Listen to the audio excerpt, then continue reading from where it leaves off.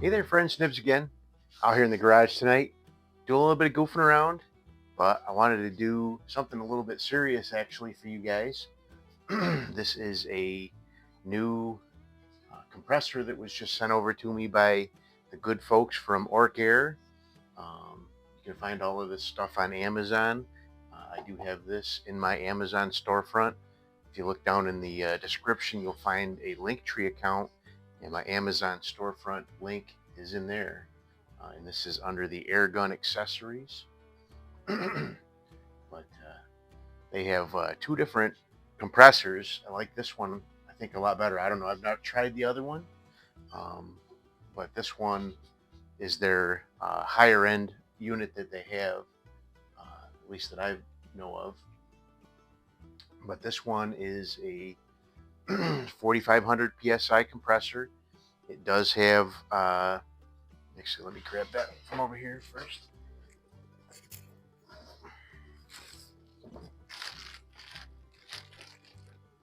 It does have a built-in AC power supply, so you can use a 110 wall cord and 110, and it also has a 12 volt power cord that you can hook up to your battery on your car. It does come with a nice instruction manual, and we don't read instructions around here. So, but this is a really good unit. So I've been using this for a couple of weeks now. I've had this in the garage. I've used it several times to fill up both my, I've got the 1.6 liter Orcair bottle, which I really like a lot. And I've filled, so I take this down. I usually don't take this down to much below 3K, and then I'll top it back off again.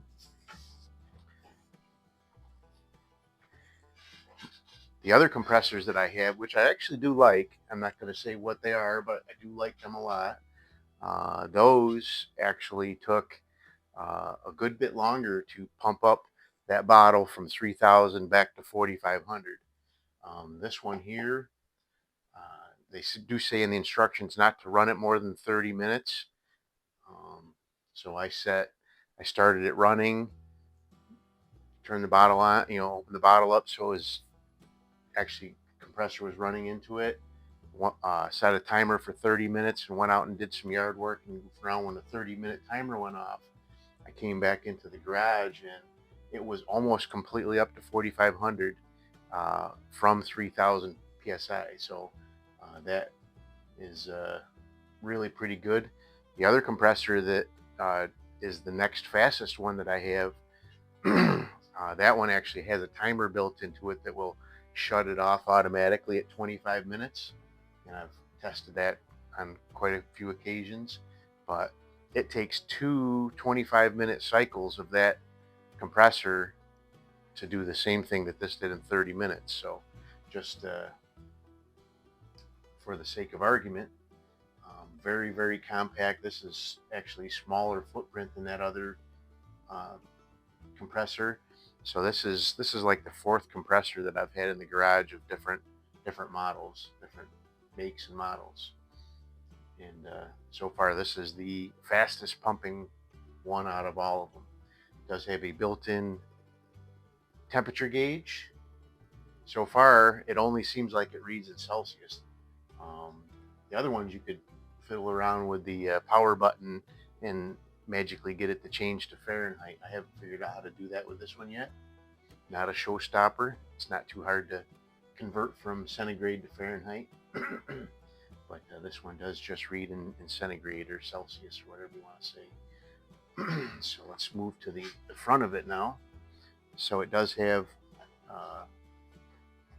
a fan built into the power supply. So when I first plug it in, you'll hear that running. Um, this is not a fan area. This is just a cooling where air blows out.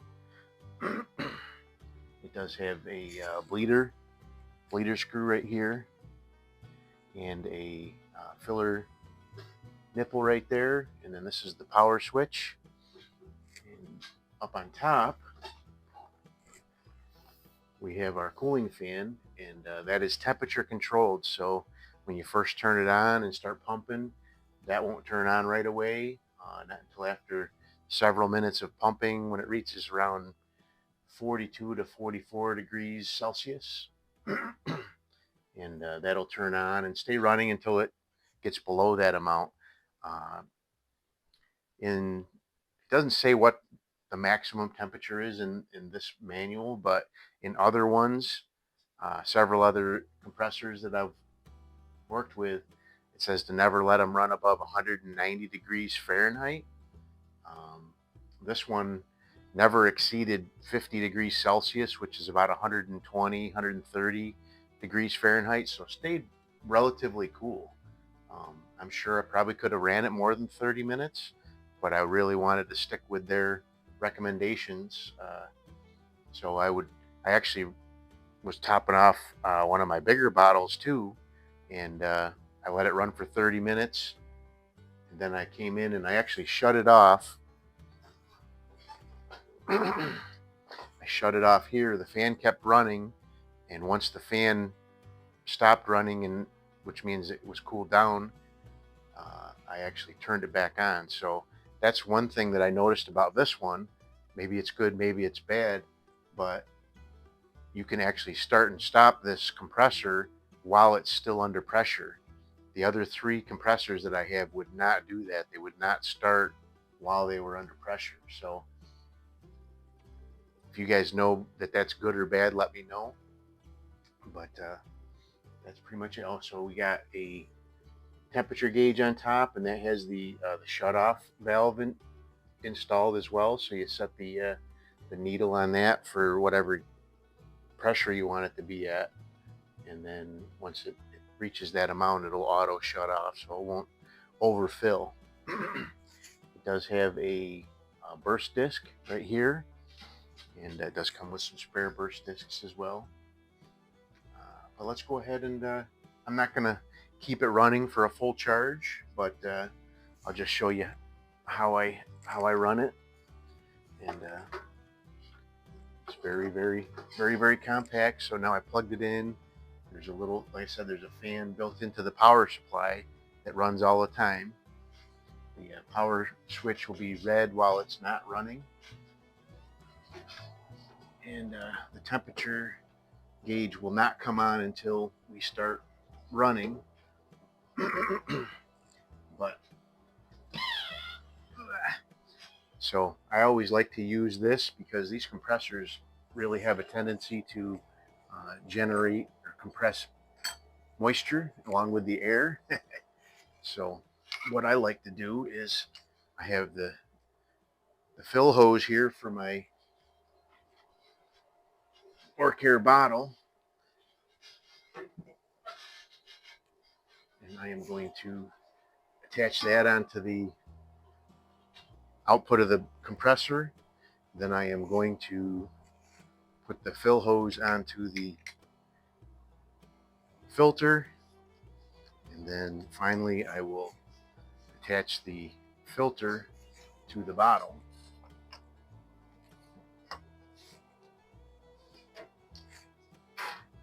And I'm going to bring you guys over here just a little bit more so you can see what I'm doing here. So I've got the hose going into the filter attached directly to the bottle. Right now, I'm going to close my leader screw there. I don't have the bottle open yet, but I'll show you that in a minute. I did set this for 4,500, but we're not going to let it run that long. I'm just going to run it for a couple of minutes here, maybe. But, you can see it's very quiet. Some of the other ones, even when they weren't heated up, the fans automatically start and really sound pretty loud. This it gets a little bit louder, but definitely can talk over top of it without any problems. So you can see the 22 degrees Celsius. I kind of like to let it run for a minute and watch for the gauge to start to go up before I open the valve, and it is starting to go up already here. It's already at close to 500 psi. So I'm going to open the valve on my bottle here. And you can hear it come under load. And I'm at about 3,000 psi. You can see our temperature starting to come up a little bit. You can't really see that, I guess. So starting to come up a little bit, but we're increasing pressure and working pretty good. So this would run for 25 or 30 minutes, and I have no doubt that this thing would be able to bring this bottle back up to close to 4,500 psi within that 30 minutes of running. But what I wanted to show you was if I shut that off, say it did run for 30 minutes and I wanted to let it cool down, that fan was running, I could just come back and hit the switch again. It would start right back up again. And we're still under pressure here. 3,100 right now, something like that. So, but I would let this run for, there goes the fan now, so it come on at 46. You can hear it's a little bit louder now, but it's still not objectionable.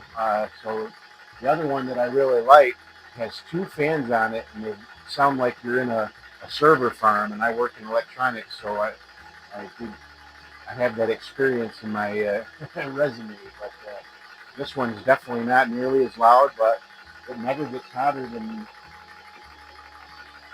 like I said, about 50 Celsius is the max that I ever heard of that. But I'm going to go ahead and shut that off, and it'll only take a minute or so, and that fan will cool right off again. But just in that time, I pumped up about 200 more psi into the bottle, and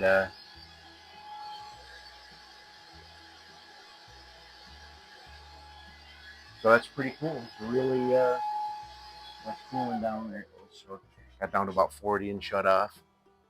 But then once you were done, you would close your bottle up. You don't want your nice fresh fill of air to be gone. Then you could open the bleeder on the bottle, or you could open the bleeder over here. And that's all the air that we had built up inside of this filter here. So that's got a pretty good volume to it. But unplug that. What I like to do after I do that, just because, especially if I've done a bunch of pumping, is I'll turn the pump back on and let it run. And there's actually some water spitting out right here. So when it's not compressing, it'll spit that water out and get that water out of your compressor. And,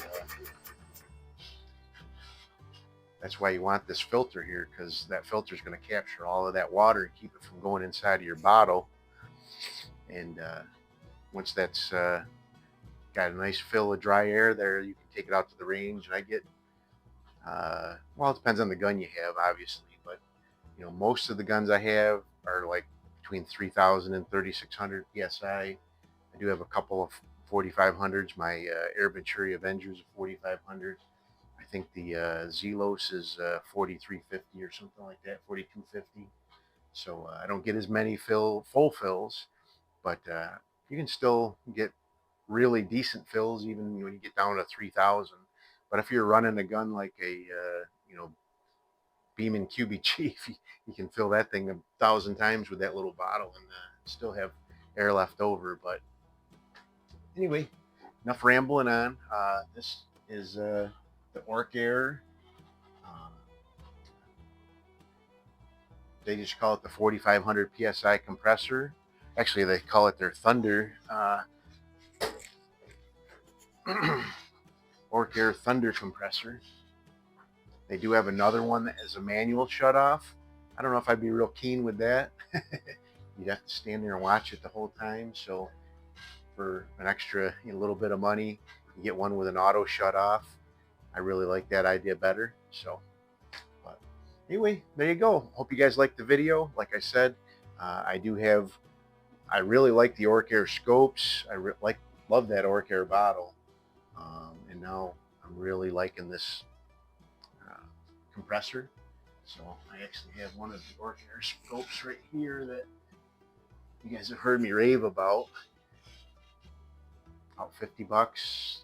I've seen them on sale as little as 29 bucks, but about 50 bucks. And now they have this listed as Springer rated too. And I just bought another one. I haven't mounted it up on a gun yet, but I'll be doing that this weekend and putting that to the test as well. But they call this Springer rated now. So little 3 to 9 by 40 with adjustable objective down to 10 yards. So really, really nice. Hope you guys liked the video. Till next time, have a great day.